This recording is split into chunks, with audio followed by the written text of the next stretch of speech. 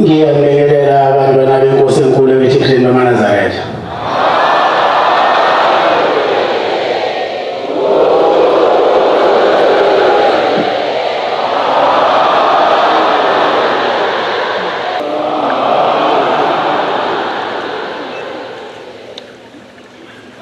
Leli thukuba sizoliningi ngodlongudlu kuba ifakaze ngomkhulu wami inyanga izulu.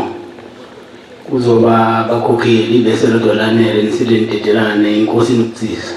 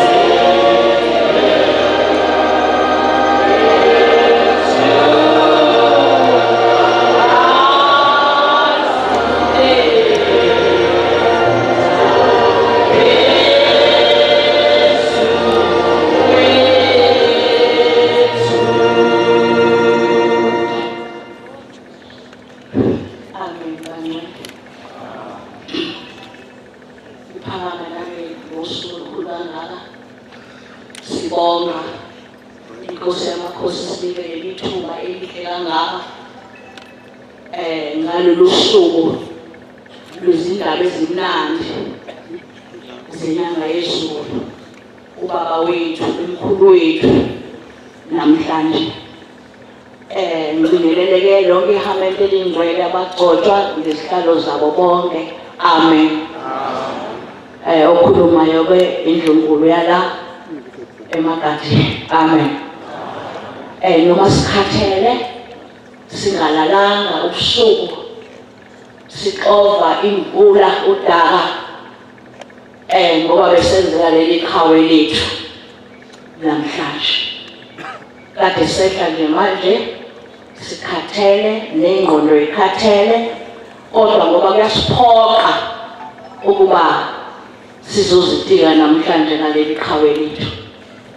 Ngibonile-ke bangcwele ngishade ngakho kodwa siphuma eMbeka nangumakoti ngishadile nje ngawo September siza lapha eBuhleni bangcwele siholwa yilo leli khawe lethu yakhiwa nomuzi bangcwele kodwa leli khawe liphume emzimeni alimanange nje la eMbeka ngosizi bangcwele lishawa lijijelo ngamatshe lifelwa ngamathe bangcwele labakezela lathi ngiwahola aManazaretha bangcwele wasola namhlanje sikhona nje ngalo leli khawe bangcwele. Siyabonga sibonge namakhosi alelizwe amukela leli khawe inkosi ekhotheme yamakati gijima bangcwele sasikhona sibuka ukhathwa la kwakhiwa lo muzi lo uhanjwa amacala bangcwele anzima nami ngangaya eqaleni khona lapha eThekwini bangcwele kusho ukuthi lokhu ukuhamba amacala aqali yabo ukuhamba kwethu amacala kanje kade saqala bangcwele saqala ngalo leli khawe lethu bangcwele kwalandela uthimo lwamakhosazana namanje kunyaso sisahamba lamacala Nkosi. Sicela kaNkulunkulu inyanga yezulu isikhumbule namhlanje usuku layo siyayikhumbula isikhumbule nangamacala bangcwela ngapheli. Leli khawe ke liphume ephakameni siyalwazi udaba lonke siyayazi nendima edlalwe inkosi yesizwe samakati ilalele abanye kwaZulu bekhuluma ngayo le nyanga yezulu ukuthi ke bazosuka le kaZulu bafike la ePhakameni babaqede ngayo kodwa siza kuthiwa le Nkosi yabeka indlebe emva kwalokho yangena emotweni yayishaya kwathungqintuli yayafika ePhakameni yaqwashisa nalo iqhawe lethu yayingazinzike nayo yayithunywe uNkulunkulu ukuthi izosindisa noma kwakheke lokuMnazaretha abangcwele ngizobe ngikhulume nje ngentshumayelo nginencwadi lapha ekhaya ewumqingo nje ethi intshumayelo zelanga khona indima engiyithandayo bangcwele ethi kwakukhona isilwane ezweni ethize esasiqhobozela bonke ababedlula kulelo zwe bangcwele babefa bebulawa lesi silwane kodwa maye yedwa sasiba nolaka simbulume simdwengule kodwa mabe baningi behamba besixuku badlule bangcwele khona indoda kule ntshumayelo ethiwa yathi cha isikhathele ukuzwa ukufa kwabantu yazidela yahamba yaya kuleyo ndawo yafike yakhe iXhobovu nomfana wayo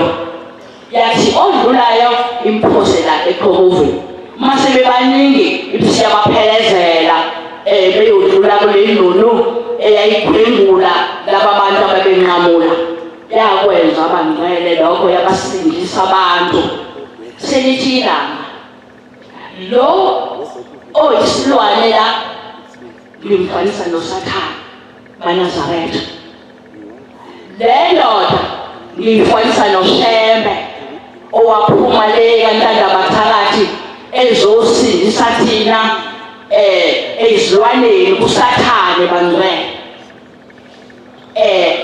ukhona kuSathane namhlanje uyasigwengula ngendlela ehlukene bayafa abantu phithiphithi naba abantwana bethu esebeqazwe amathuba amaphaka isuke ingane inhle iphenduka inunu bangcwele ngiyayithanda leyo ntshumayelo bangcwele ngoba iyasikhombisa ukuthi kanti nathi saphunyelwa inceku ezozizosindisa kulo Sathane silana nje bangcwele sisenqabeni akukho ngasithola uma singaphansi kwalenqaba yalo nceku kaShembe bangcwele kunenye eyingikhumbuze futhi ilokhu njalo ngizibuza bangcwele kuyona intshumayelo ithi kwakhona umlimi owayilima emasimini kukhona nomakhelwane wayumzingeli kusho le ndaba la kule ntshumayelo yelanga lamalanga ithi umzingeli wafika lo mnumzane ofuyile echithumbila epha izinkukhu ziyazi inkukhu la abesiqhamuka lo mzingeli athi hayibo izinkukhu zakho ngibona inyoni athi lo hayi inyoni yami ihlala la iphila nalezi nkukhu uthi la idla noma yini sechaza lo umlimi idla konke ngishabagoshi ngisho yonke kusho lapha bangcwele kule ntshumayelo yelanga lamalanga idla konke le nkukhu lenyoni idla la kudla khona lezi nkukhu idla nayo nazo zonke izinkukhu zalapha ibese umzingelayo lenyoni layazi inyoni le njengokuthi wena iyinkukhu inyoni mina ngiyazihlala inyoni emhlophe ngazihlala entabeni idla ikudla umngola lenyoni idla ilwana ezingele ngaleso sikhathi ayikudli ukudla okubolile ayikudla ukudla ongasile ayiwadla amabhoshi ebesethi ubhalwe bangcwele kuleyo ncwadi elifundayo uzoyiphatha ufunde ibhalwe kahle Inda yonke bazoyiqhula lo mnumzane le nyoni. Bathi hayi iyasinda le nyoni inamehla abovu futhi. Akuyona inkukhu le. Bayisethi sasa le sohamba soyiphosa le nyoni. Sibone izobuya yini. Bahamba kancane. Baya entabeni leyo. Bafike bayidedela inyoni bayivala amehlo. Yanjiza inyoni ayiphindanga yabuya. Seyithila namalanga bangcwele maNazaretha le nyoni inyoni yezulu. Inina laba maNazaretha ningcwele nifana nale nyoni. Kodwa manje nisazazi ukuthi yoba lesenabanila lezinkukhu senidla ukungcola sinjalo thina bangcwele. Fanele uyibuze mawuhamba ukuthi ngiyiyoni ezulwini noma ngiyinkukhu edla noma sidla noma yini esihlangabezana nayo. Iyimbusiselo bangcwele lentshumayelo yelanga lamalanga. Namhlanje siyabonga sifikile lolu suku. Abaningi abafikanga bebefisa kodwa bayagula impela. Uyale usefele lo usenhloboni lo. Sizwile nomama uMangubane ukuthi uhanjele umalukazana wakhe umakoti bangcwele ngalezi insuku zalesi sikhumbuzo. Bangcwele ehamba enosizo ezozabuye ezilahlweni kodwa kabuluyanga akafikanga bangcwele. Ngalokho siyabonga ukuthi uShembe usiqhubele seza lapha siyibongela sibongela nemizwa yethu ngibongela namakhosi lapha ekhona ayithanda lokuNazaretha. Ngalamazwi ngicela Inkosi ibusise enizwile. Amen.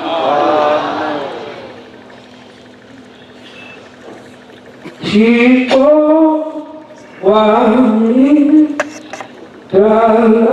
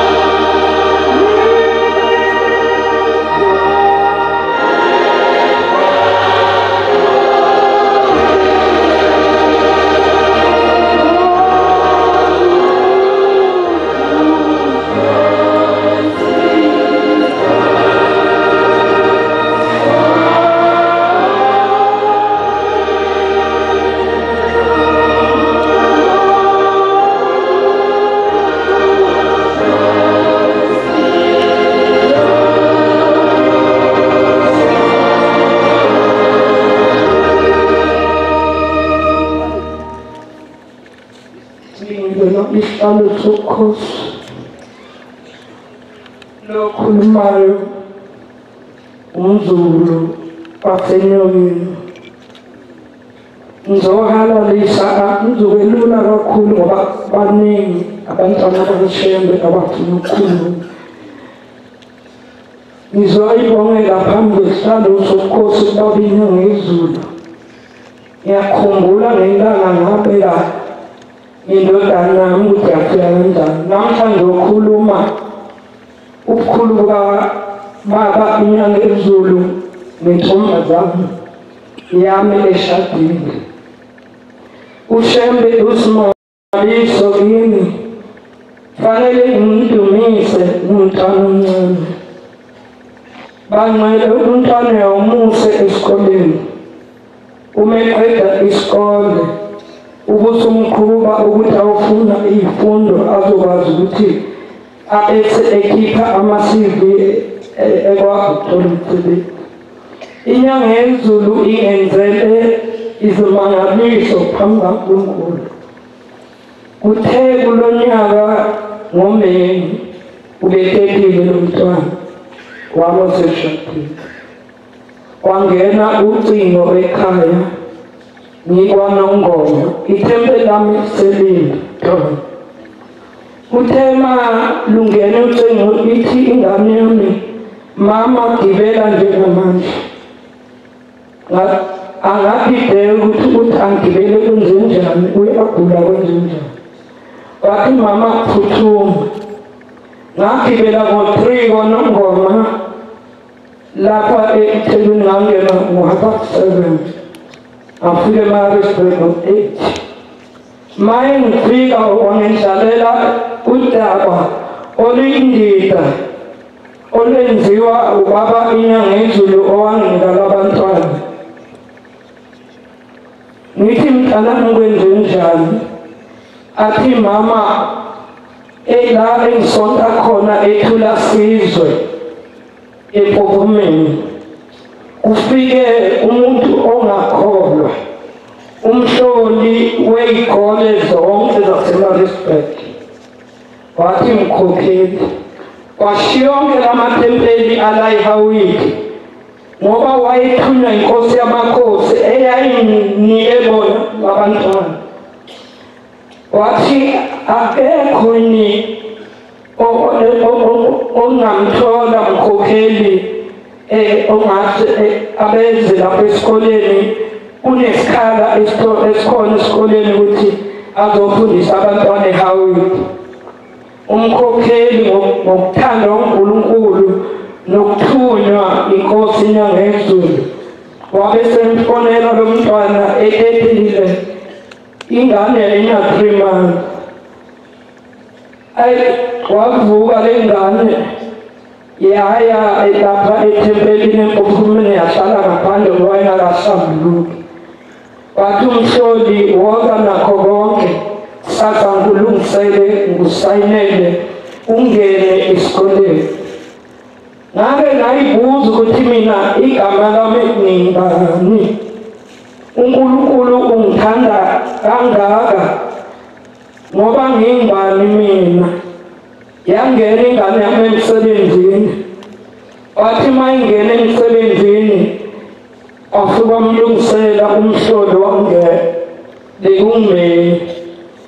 wathi ngoJune 23 kufanele ahambe ayogqoka eFree State uthe eFree State nesesebenza ngibonga ubukhulu benkosi inyanga yezulu ngizodumisa sathi mase siphumile eHawini sahamba kuphila ngekho lutho yenzeka indaba masiphuma eBethlehem bayaza bani eBethlehem suke sekude phambili sekude emuva yaphela ingane yami ngathi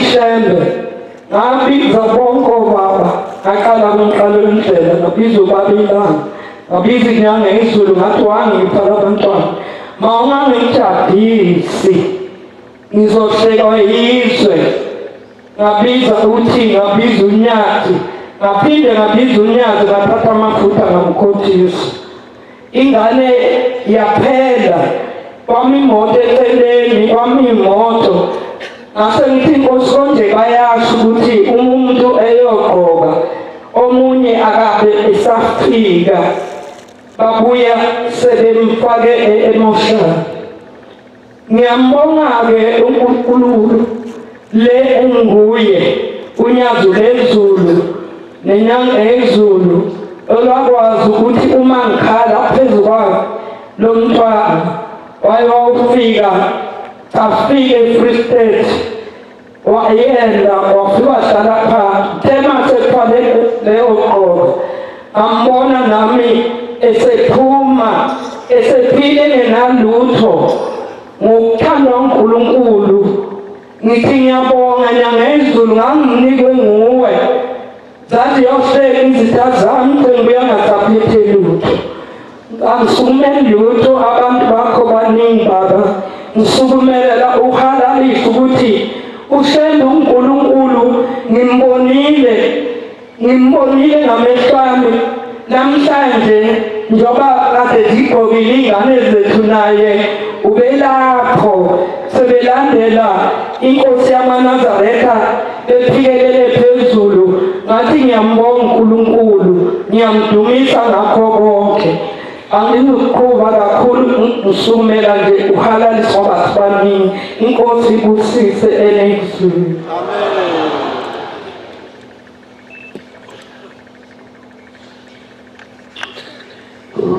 Usibaba yautanda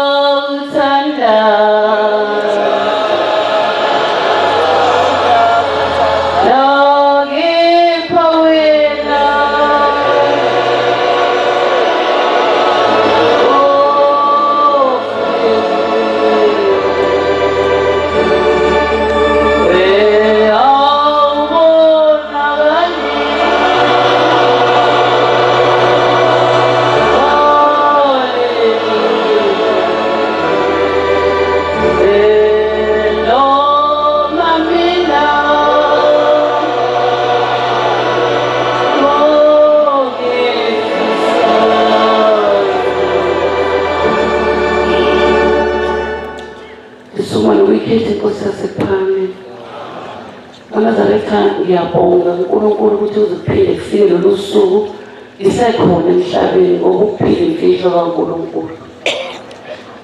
MaNazaretha sesikhumbuzweni seqhawe inyanga yezulu eyayenza izinto engathi ayinakile kanti inakile MaNazaretha. Ngiyakhumbula ngonyaka ka-1981 kwaqhamuka indaba yokuthi akunikele abantu bakaNgqoko bonke bezongeniswa la ehleni. Kwanikelwa MaNazaretha abakholwa nabangakholwa babenikela bonke abantu. Wenziwa lo mcimbi lwafika usuku owawuzokwenziwa ngalo. NgeSabatha sekwendulela ukuthi umsebenzi ukusasa. Kwakhushuka amadokoda engakabi kangaka lapha eZulu. Kwakhiwa idokodo laseNkumbeni, kwakhiwa idokodo laseMaqadini, kwakhiwa idokodo laseMlwandle kwaNyusa. Kwathi ebusuku MaNazaretha sesilindele ukuthi kusasa kuyavukwa siya emcimbini. Sabezwa abantu bakaNgqoko befika la ehleni. Bafika bedonsa ngale ehlempilo ilomo elaliphala lapho isivilini sentombi eyigqiza lapho umkikizo kamama owawulapho. Baphuma bonke abantu bakaNgqoko bahlangabeza abantu bakaYuzo balapho sebefikile ingabe kade behlangenele kuphi. Bathi mabefika la esangweni la sigijela imoto khona sesifanda baqhamuka laba bantu ngomsoco sabo siseduzane. Ababazi beqhamuka zalo sebesho ngaphambili kwethu emuva kwethu sebehlalele igama okwawula ngalo thukela insizwa zakaYuzo MaNazaretha. Kanti abantu basemoyeni akekho noyedwa ophilayo kulabo bantu abahlabelelayo. Inyanga yezulu yayiuNkulunkulu ngohlobo olumangalisayo. Angazi ngathini ngale ndaba yenyanga yezulu ngoba iyadida ngoba phela umuntu usubone umuntu ahambe emhlabeni. Kwathi makuphela leso sidungo senkosi yasePhakameni zifikile insizwa zonke zakithi eyikholwayo nengakholwa. Kukhona insizwa kabakusihlahla eyayibizwa ukuthi uNhlonipho noma uGani.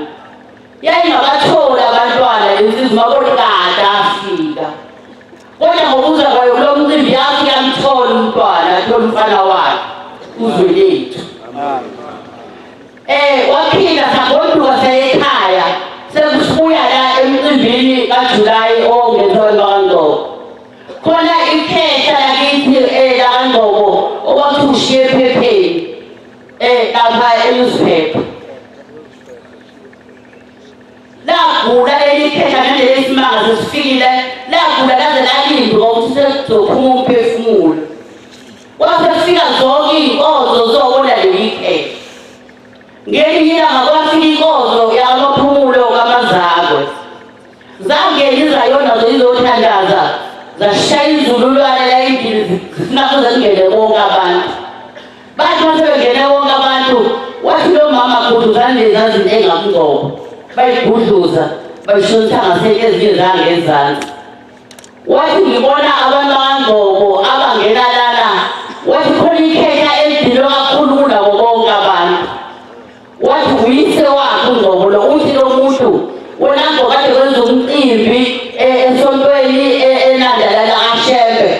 kwakhokhwa u-350 wena uvaze ukhokhe uthe sefikile nabantu bakandobo bezongeniswa emzini oyindwele yena angaze lutho ngoba wena ongakhokhanga lutho.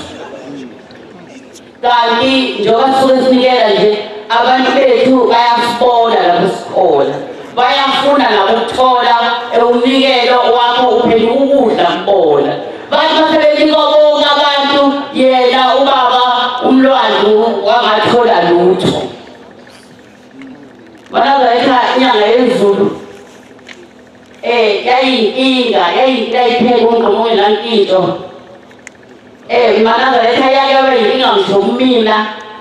Yangakhela umuzi Manazareta yangakhela umuzi ngendlela yayo. Abantu behleka bethi sempilini ngoba ngiyingane ngiyenze ngikwazi ukulapha ikhaya. Kodwa inyanga yezulu yangapheli ikhaya. Siyabonga ukuphinda sikhulume ngayo inkosi yasePhakameni ngoba miningi umsebenzi yayenzayo. Ngiyabonga inkosi ukuthi uthele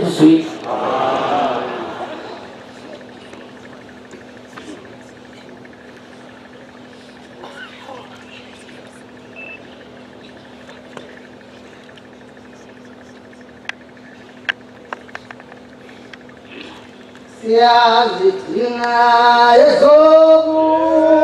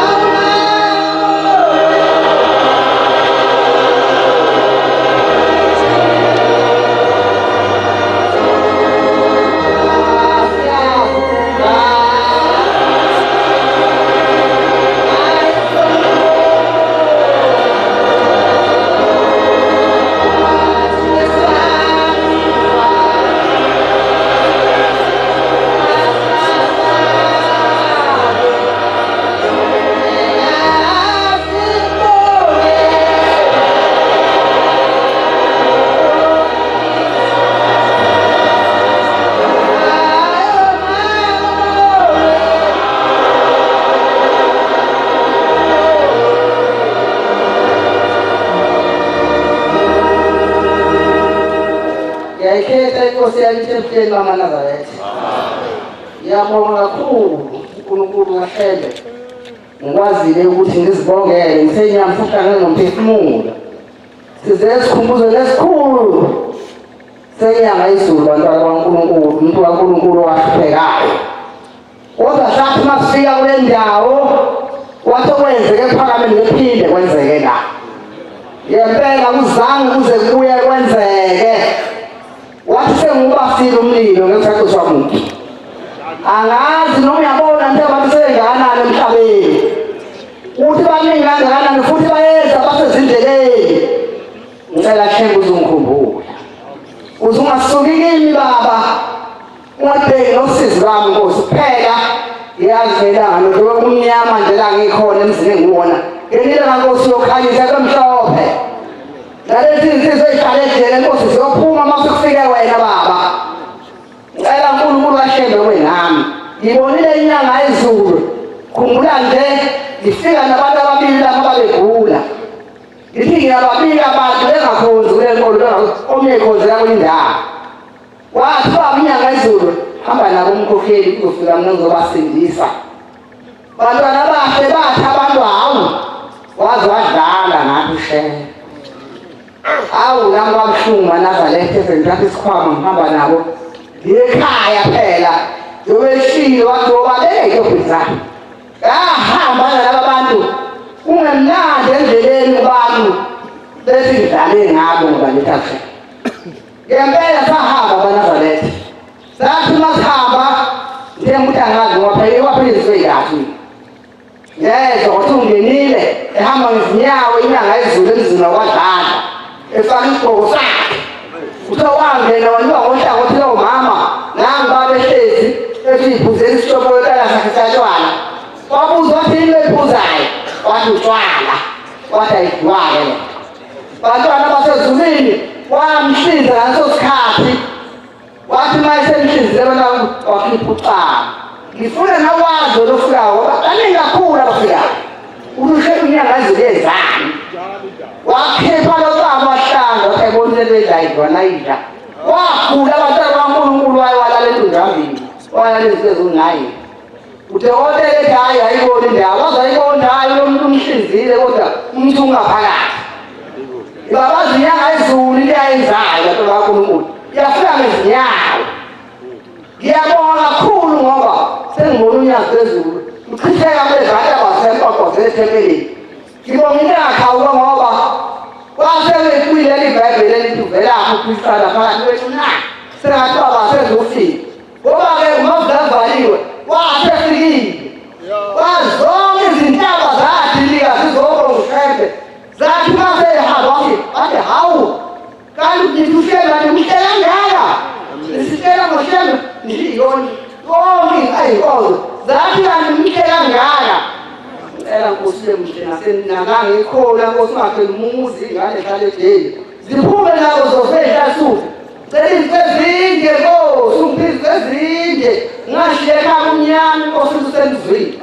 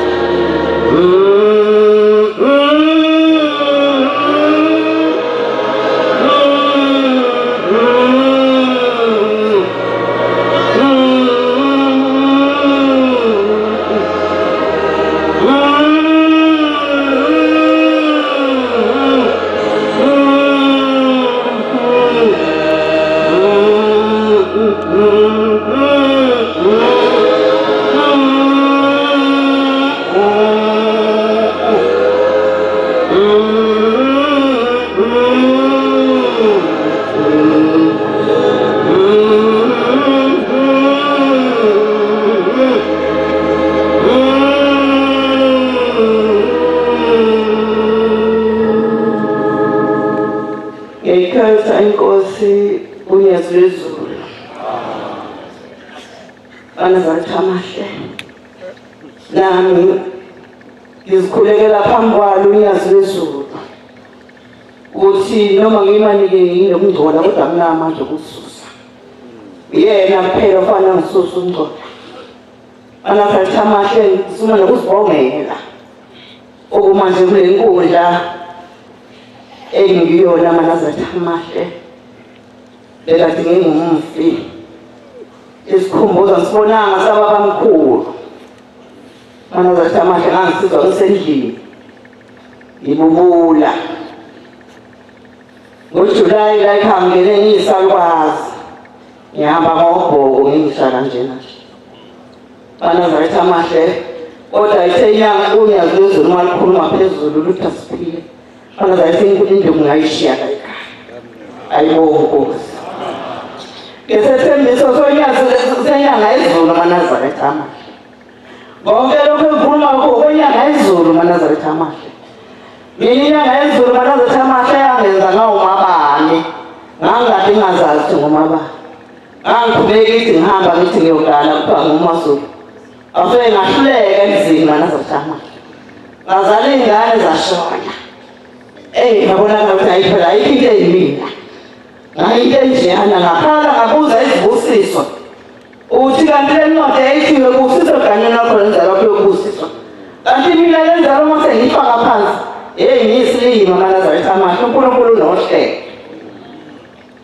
zahamba lezi insizwa ngathi ngiyayithola insizwa zahamba ngazala uhlobo lodwa wathi noma sengicela hamba uhlobo lodwa manazayithamahla kanti uNkulunkulu unohlelo lezo nsizwa ngangikhala ngazo ngithi Nkosi aliyibusiso baba engangizisebenzele noma wokushupha uma uhlonipha abazali bakho uyakubusisa ngisekhaya ngakho manazayithamahla namhlanje sivukile sivame wami bezobusiso amen lezo nsizwa zikaliwe namhlanje engangihambe ngikhala ngivuke ey'hlahleni ngithi Nkosi kanti njani kanti uNkulunkulu wakho uhlelo manazayithamahla ukuthi ngelinye ilanga ithi Nkosi uma unabantwana bengahambile awunabo abahlangabezi namhlanje manazayithamahla ngihlezi nazo lezo nsizwa zakhiye imizi manazayithamahla ngohlelo lukaShembe emsemase lomuzi enyanga izulu isingaphela wona ngangade ngehla ngenyuka mina wathi mahla kuduma izulu emzini wasekuphakameni ngiduma izulu manazayithamahla ngandinda ngehla ngenyuka ngoba nganguMaZulu waseyitolo ngiyena uMaZulu wakangena nginguMaZulu waseyitolo ngingazi ukuthi njengoba ngiduma lezi izulu ngizokhosa ngaphiye namhlanje awu inyanga izulu yangaphela umuzi manazayithamahla okwathi mama namhlanje wantandela nje ngoMaZulu wakangena ngenxa inyanga izulu manazayithamahla ukuthi mafika nje kufika mthoke ahamba kwemntanganeni ngisho mina ngahlala yilo muzi ngoba lo muzi amawazi wakho wakanjani kodwa manje ngisho amakhosi asezulwini esehleze selelile kuleli inqola lesithupha ngathi ngisho inyanga izulu kuyona yangibuka kwathiwa iyona lena bese lo leli inqola kaniselaphinde isiphuke manazayithamahla kwathiwa iyona sibheke iyona onke amakhosi ayibheke phansi kodwa iyona yangibuka manazayithamahla manje ngithi mangizathi la phakathi ngithi Nkosi yami kazi ngiyakwazi yini ukwenza into ethandwa uShembe ngisibuze manazayithamahla namanje ngilokhe mafika ngizwa umzimba wami uyikhwa kulokugula ebengugula manazayithamahla ngangenwa yitshe njengalazi ukuthi itshe njani endlini baze bangihleka bathi uyabuya kodwa sothi nawuthi uyolala ngoba nje lo mzimba wami uyitshe nje uyikhwa manazayithamahla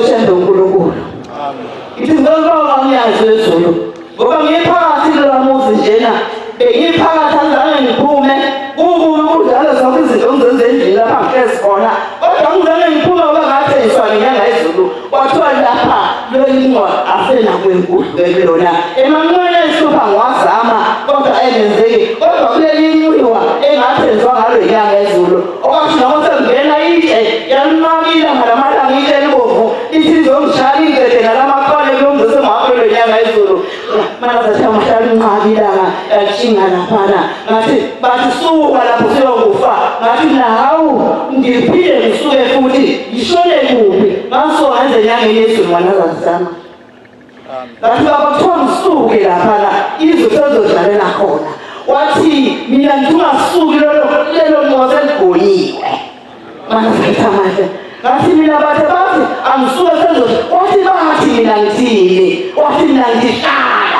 manazayithengihleli phakathi ngicela uNkulunkulu osekuphakeni angenzele lezi intombi angiphe zona eziphakathi lelikhaya ngoba ngangingenayo intombazane mina kodwa uShembe ungiphile intombi phakathi ngalezi insizwa azenze ziphathe kahle lwami zizwazi ukuthi ithempeli lokuphila manazayithamahla zikhothame ngoba phela abantu abakhambile indawo ngey'ndawo abazi ukuthi bafika sekukuhle nje abazi ukuthi laphana kwenze njani wasukaphi waseyaphi engisho ukuthi nami ngibonga iqanda ukuthi ngifikile manje phakathi kwesikhumbuzo sababa inyanga yezulu nami ngikwazi ukumdumisa ngendlela engimdumise ngayo ngikwazi nje ukusukuma ngize ngifike lapha ngoba nokuza nje la ithempeleli kuyinkinga manazayithamahla kodwa ngicelile ukuthi uNkulunkulu kaShembe ngizobonga baba bese ngiphinda ngithi ungisize baba ungivusela abakhokheli abafika ngisethuneni manazayithamahla bafika bangikaka bathi Shembe kasafuni nalo mkokeli weza wena Nkosi yamakhosi. Uphinde baba umuseni inkosi yakamthetho okwasithengile lapho sengithanda umzimba usubanga nzizwa mina angaziwa umuntu manaza esamade yagijima yathuma abantu bazokhuluma ethempeleni behlabenyuka yasibuya bese sikhulumile ethempeleni ithe inkosi asambe sokhuluma ethempeleni kanti mabefika manaza esamade labantu bekhuluma kanjalo lahlala ibale eshisayo yaweni lami ngaqale ngawuzwa umzimba wami ukuthi kanti ngiyaphila yathi nalapho ekhaya kodwa khulumani kakhulu manaza esamade awungusele baba inkosi yabamphetha ngizophi ifudumele uNkulunkulu kaShembe wena kodwa ngoba ke yona isesandleni sakho yazi uNkulunkulu asephambili uzoyibusisa iyabanaka abantu iyababheka abantu inakile uNkulunkulu asephambili ngisebizini kwathi kusekhaya kwase kuyiphomo enkulu isingithengile inkosi asephambili ngizwa ngendaba lapho abavikela ngamakhosana amandla uNkulunkulu asephambili mina waphuma inkosi yakwamthetheni namandla yafike inkosi ephambili yazokuthenga laphansi komzi wami ngiyabonga uNkulunkulu kaShembe ngicela ungenze ngihlale endaweni yakho owakumbuthele nabantwana bahambama ngoba le ndaba eyavela phakathi kwawo inkulu kodwa bayayazi nabo besahamba nothanda ukuyikhokha kunkosi ephambili umbuthe awo umsebenzi wakho inkosi usenizwini